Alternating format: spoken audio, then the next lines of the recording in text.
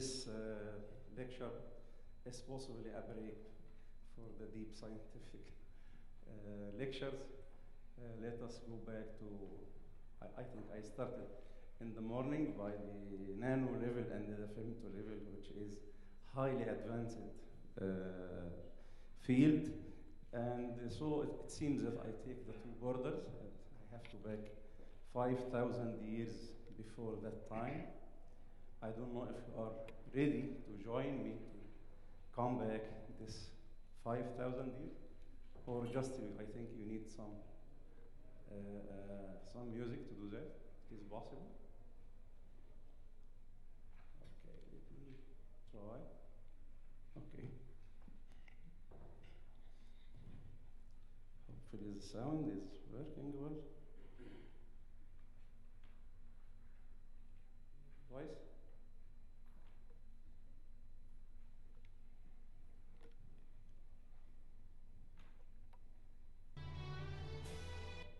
Let us restart. Yeah, I just looked for a very small piece of music for Omar Khayrat, just to make you feel that you are walking in the history, or at least in the walls of the museum in Egypt, to prepare just you for the history.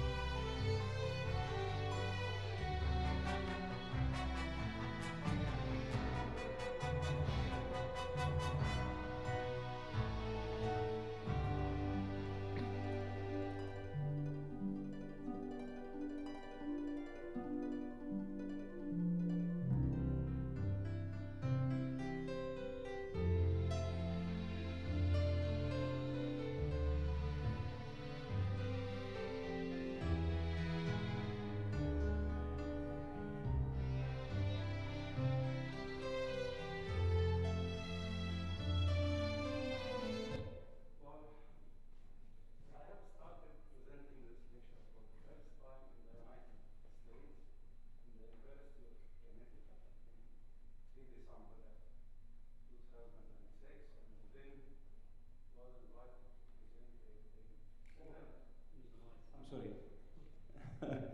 the first time I presented this lecture was in the United States, in the University of Connecticut, at 3rd of December 2006.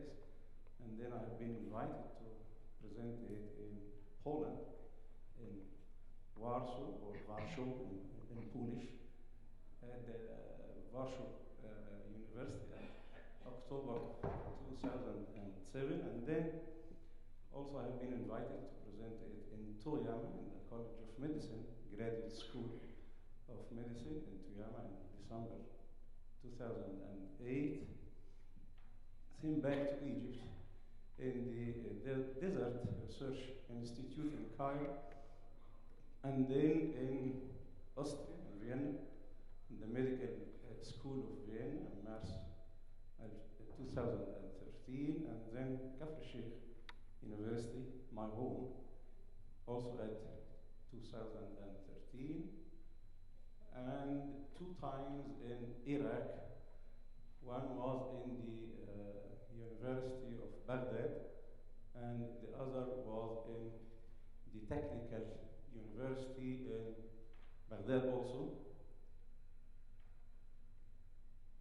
Just let us see our nice flag to go deeply in Egypt. Well, the process of the ancient Egyptian medicine, actually the Egyptians started their medical practices about 5,000 years ago, or you can say 3,000 years BC, and they started their practices from the musea or from the press suits. So the religion in Egypt, it seems to be a very cornerstone behavior from the very, very beginning. And just as a reminder, if you remember that one of the young kings of Egypt, I think it is Akhenaton, if you remember, he was killed at his age at 17 because of his religious thinking, which deprived the temples and the priests from their authority for his father, and this he was killed. So the pharaonic people started to think about the religion in the very beginning in their life, and then the Jews, as you know, it was sent from the Sinai, in Sinai, and the Christianity when came from Palestine through the migration of the Holy Family, and even Islam when it came from the Saudi Arabia. Most of these religions, when it came to Egypt, took the passport for the internationality, and it became much more easier to distribute to the other world. And the statement that I always refer to say that the people who exported peace message to the globe were never be fanatic. I mean in Arabic الناس اللي صدروا الدين والسلام للعالم لم يكونوا أبدا متعصبين. That's what I mean. Let us show what is meant by Kemetic. Kemetic is a pharaonic word which means very old Egyptian. It is a very private word which means very old or ancient Egyptian. It was used as Kemetic. Kemetic medicine, it means the ancient Egyptian medicine. And actually they based their knowledge on the process of trial and failure, like what we are doing now. And this, let me, because I have been asked many times why the Egyptians are the people that you are saying that they are the only or the fairest or this terminology. We are actually lucky because they recorded many of their behavior on the whole day for many thousands of years. I mean, possibly these practices were reported elsewhere, but it was not reported on the walls of the mosaic or the papyrus, like this background, which is, and by the way, papyrus is the first paper from which was derived the paper. Is the first paper in the world is papyrus. I don't remember in Arabic, papyrus. Albert, Oracle. Okay. It was a high status. You know, what does it mean, like a monarch or a nobile in Arabic? The monarch or the noble, they will always feel that they are of high status if they have an Egyptian physician in their employ. يعني في العمال والموظفين اللي شغالين معاهم كانوا يتباهوا ان يكون معاهم طبيب. يعني لازم يكون فيه طبيب. They should have a physician working in the whole employ in their press suit. And actually, this is a very important point that in the very beginning there was no exact separation between the physician and the priest and even the magician. You know, the very beginning in the ancient Egyptian medicine was always applied in the temples. In the temples, the resident of the temples are the priests. So they were the first people who applied or tried medicine and also tried magician. And they consider the three modalities as an integrated modules for the treatment of the patient.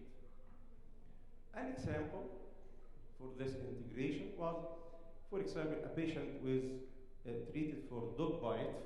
You know, it was very common in the very old dynasties.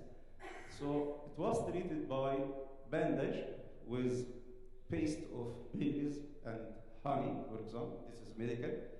And meanwhile, it was advised to take an incantation or amulet.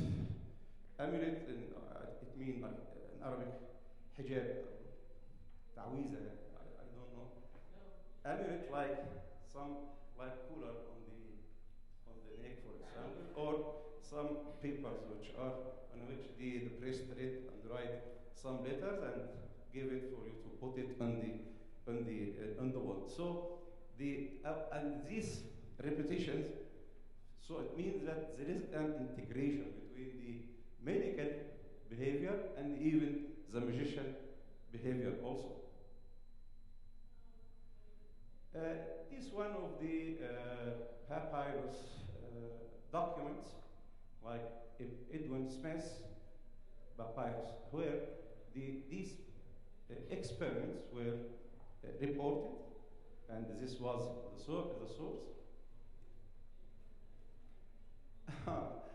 You know, letters for the dead, imploring them to cease their curses from the living, which is the curses of the foreign, لعنة الفراعنة يسموها in Arabic. So it was very common in the very old ancient Egyptian medicine that they put letters for their dead in their tombs, imploring them, please stop your curses from sending it for us. This was very common. And texts for various dream interpretations. Of course, you know, there is a lot of channels now for, you know, the audience contact the presenters and his guests asking him for the interpretation of their dreams. This was a very old pharaonic treasure, actually. So the priests used these as a whole, the patient as a whole. So the patient, when he was sent for the temple, he felt free to talk about everything. So starts by his dreams last night or the night before or whatever, and then complain for the physician of bad dreams or tearing wild dreams or whatever.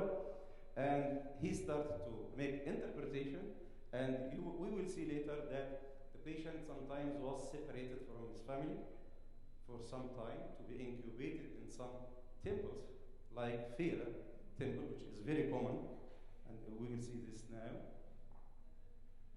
Some healing techniques did center on the religious ritual, شعائر الدينية, religious ritual. So this is what I'm saying in the very beginning, because it was in the cornerstone of the ancient Kemet is the religion.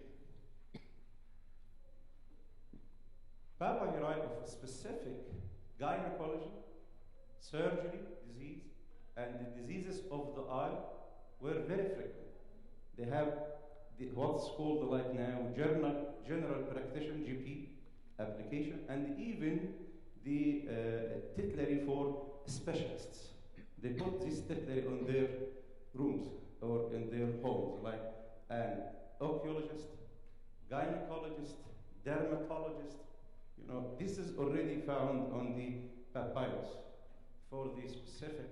And for example, the common eye ailment was caused by the dusty or arid climate in the Kemet. It was treated by herbs and by minerals, like we use, for example, silver nitrate for the treatment of the eye. They started the use of minerals in the treatment of these diseases of the eye.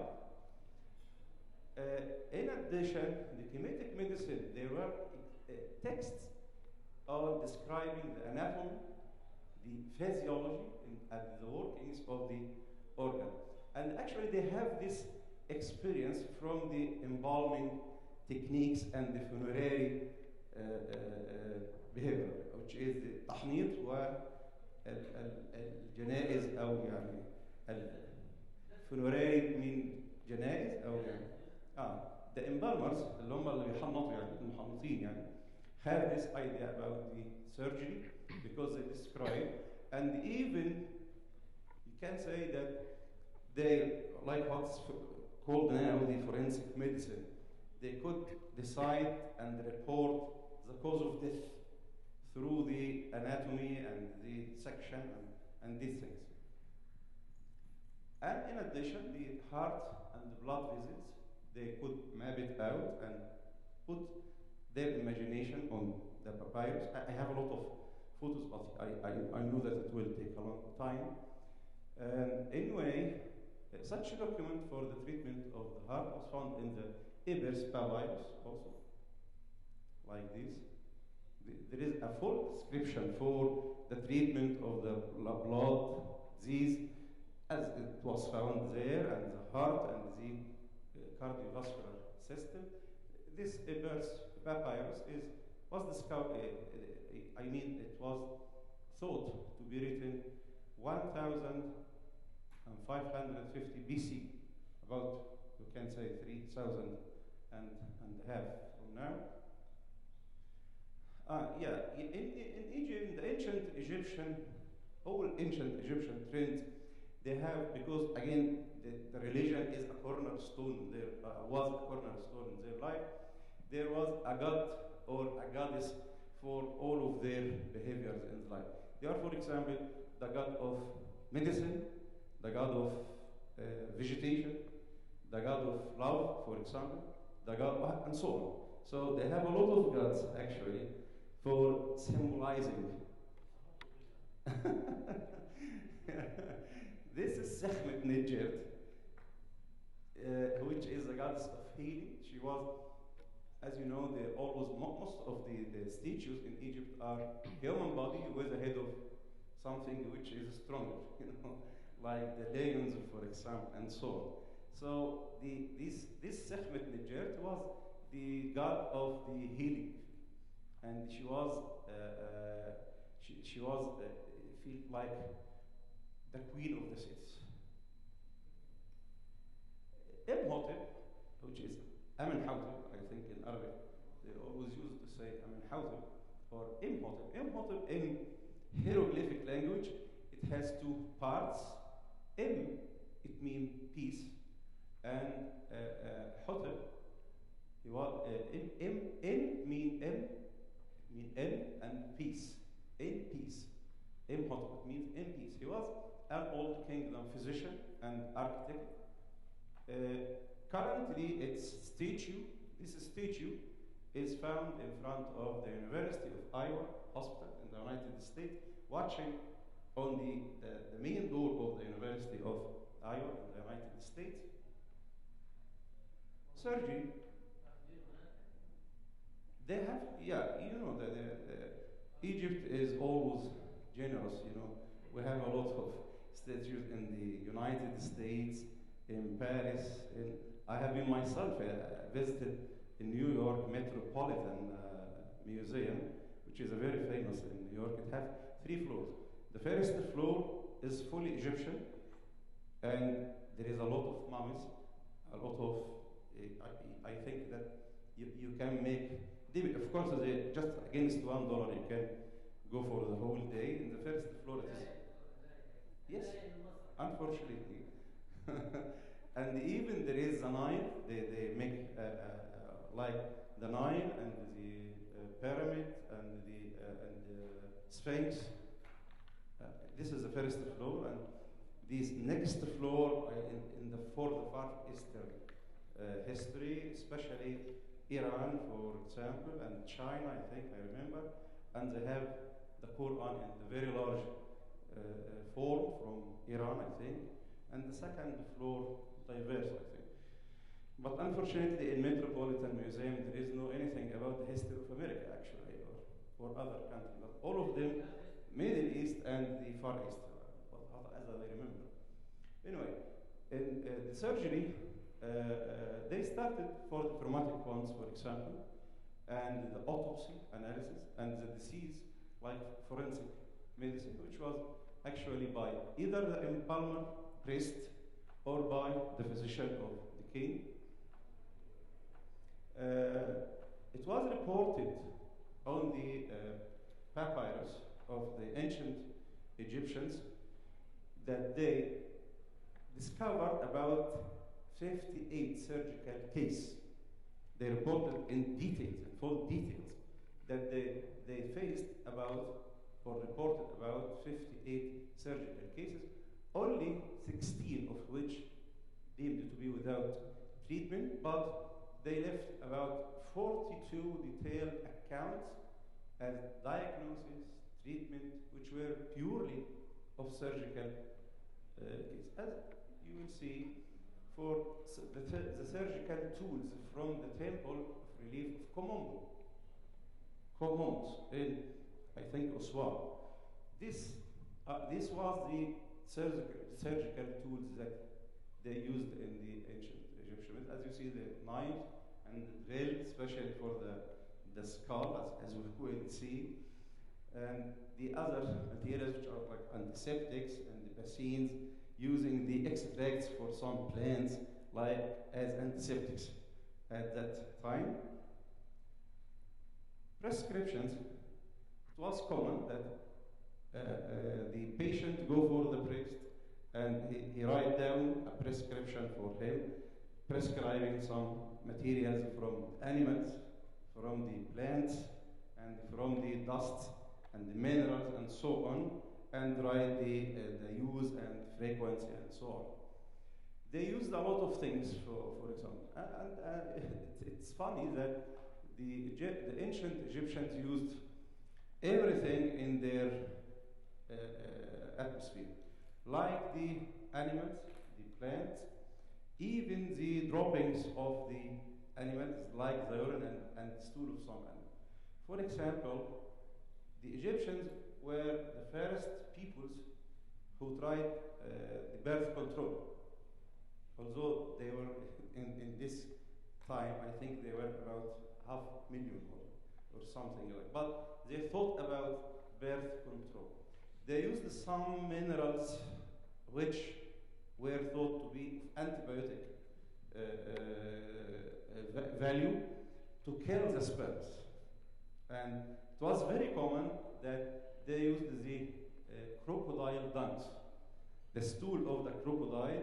They extracted it by some water and used it locally for the woman, and it was efficient as spermicide. You know, imagine that they thought about that. And this made a problem or a social problem in the animal.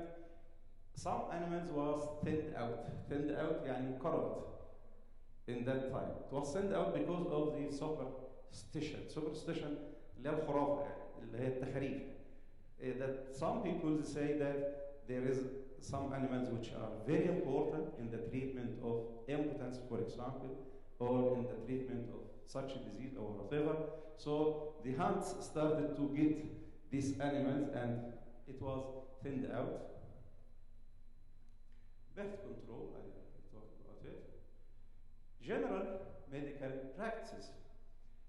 They used, for example, suppositories of garlic and herbal dressings, and they make enema from castor oil, for example, and aromatherapy.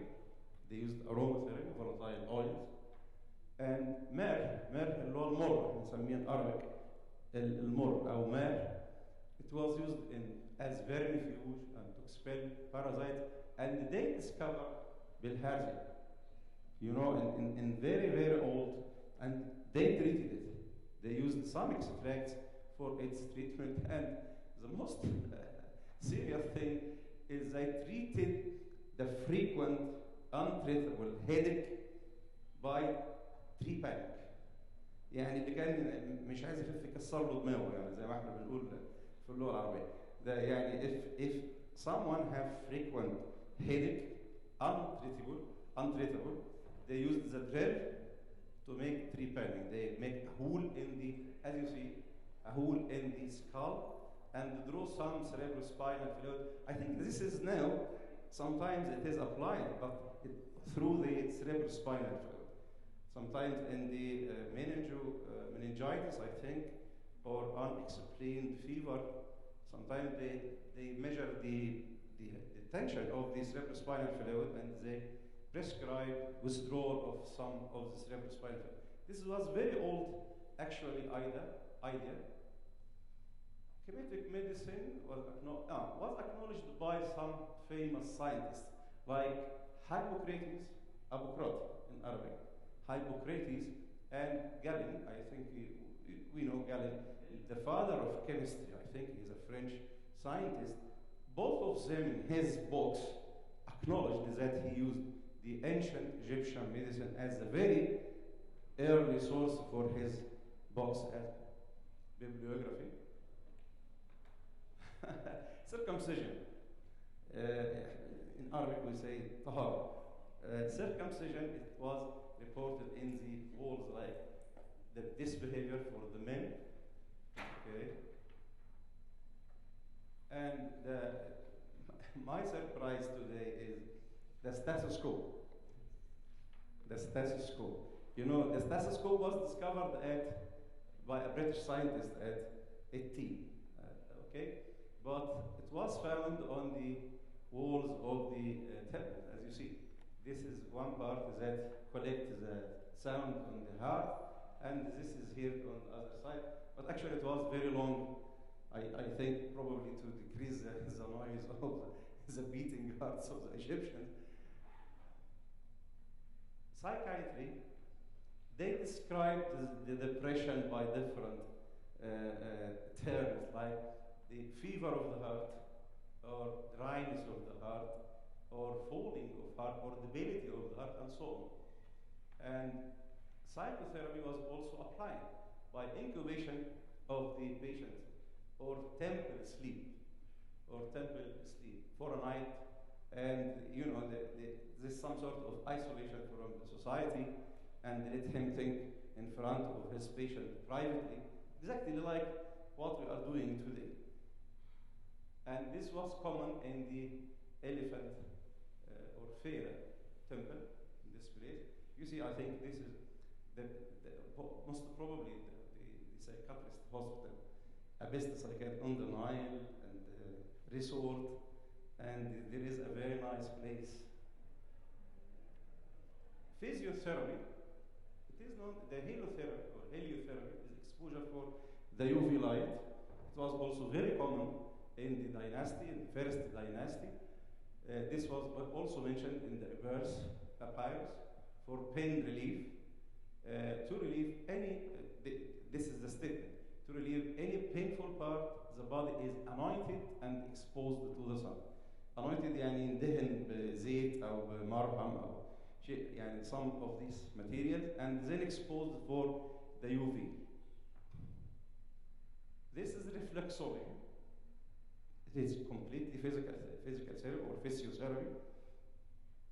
Also, this is reported, and these were the materials, and it is written, of course, in hieroglyphic.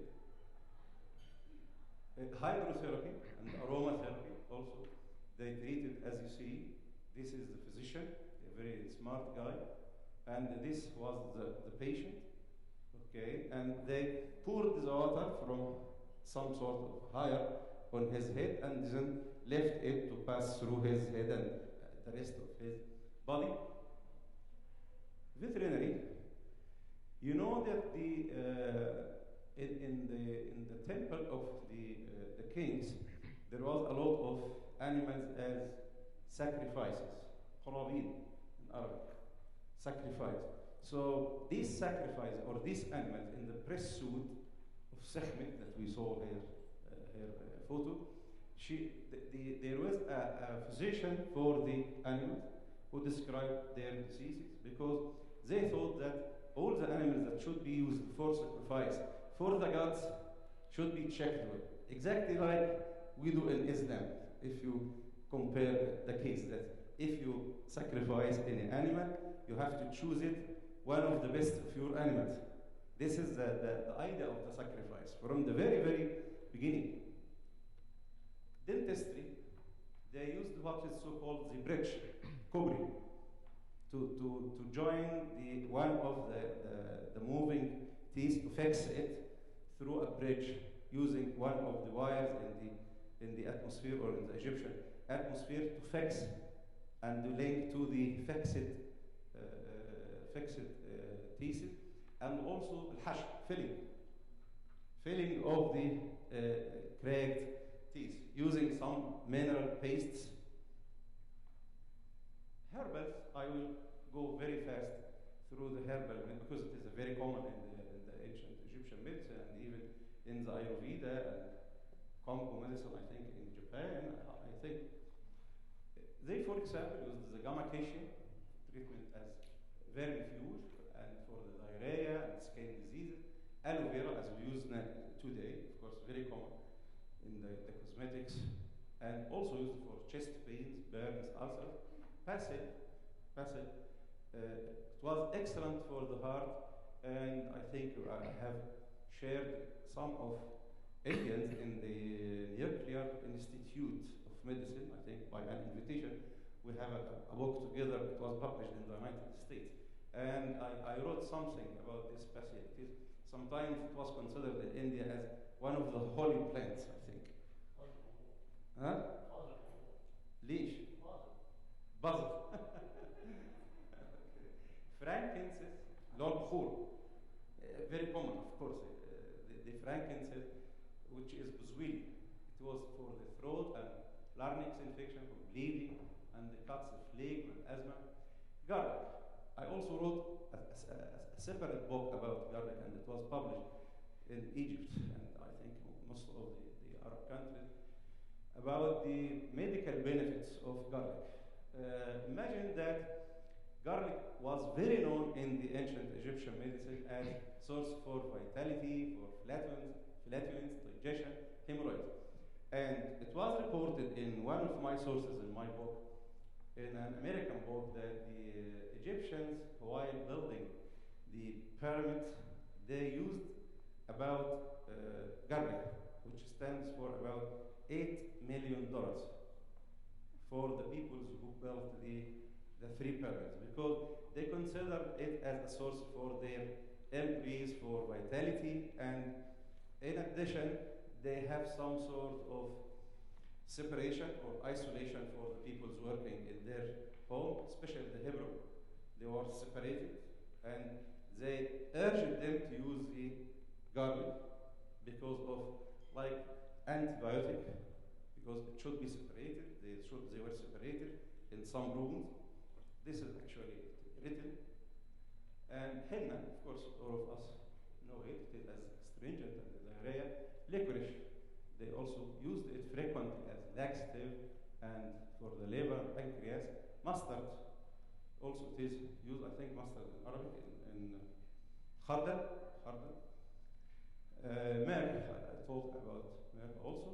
Honey, also they was very frequently used in enema and basis for the ointments and unguents and so on. These are the hieroglyphic letters.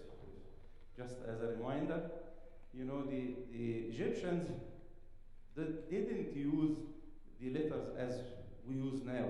It was just drops, like this, as you see. Like for example, this is A, and this is B, and this C, and so on. Unfortunately, it was not translated in the very beginning for the Arabic, because the hieroglyphic letters was first discovered by Champollion, which was a French scientist when the French invaded Egypt. And finally, it's nice to me to present this very short story. This scientist, Maurice Bouquet, he was a very nice French scientist, was very interested in the mineral studies. He was not working on the ancient or the mummies, but his interest was mineral studies or analytical chemistry, you can say. So this was the mummy of Ramses II. And there is a nice story that I think it was Francois Mitterrand, the president of France at this time, at 1981, when the mummy of Ramses II was sent for some maintenance in Paris. He insisted to meet him as a king and make a military formal meeting with the military music, and from the airport, and they make the military music and the red carpet and all the characters of welcoming a king from Egypt.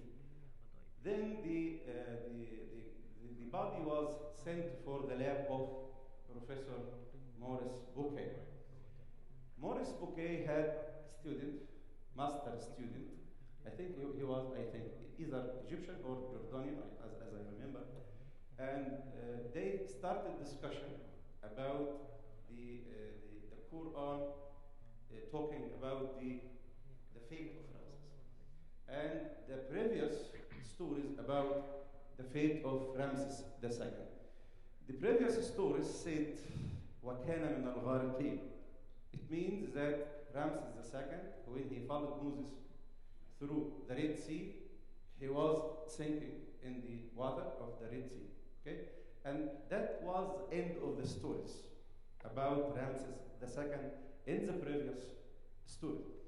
But in the Quran, this Muslim guy, which was a student of Maurice Bouquet, pointed his view for the وَالْيَوْمَ نُنَجِّيكَ بِبَدَنِكَ وَلِنَجْعَلَكَ لِمَنْ خَلْفَكَ وَلِتَكُونَ لِمَنْ خَلْفَكَ. What does it mean? That the fate of Ramses II was not sinking in the Red Sea only, and the point, but it was sinking, and then he was expelled by the Red Sea to outside, just to be as an advice for the peoples who are unfair, as a message that this was Ramses II, that all peoples afraid of him, and he is now just a carcass, can't do anything.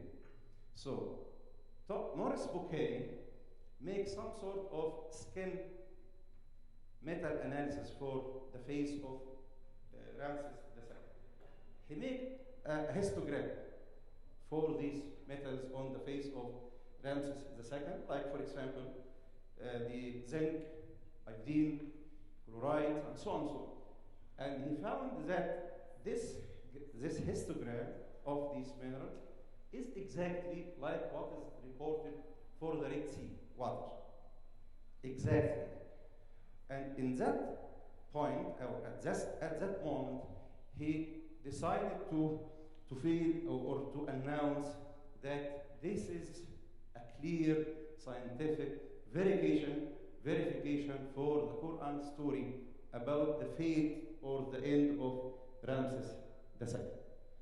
And he started to study independently the Bible, the Torah, and the Quran, and he started to make some sort of scientific or scientifically based comparison, and he wrote his famous book after he committed Islam. He committed Islam while his age more than 80 years, I think, and he wrote his book, Quran, Torah, Bible, and Science, a study of the holy books in the light of the advanced sciences.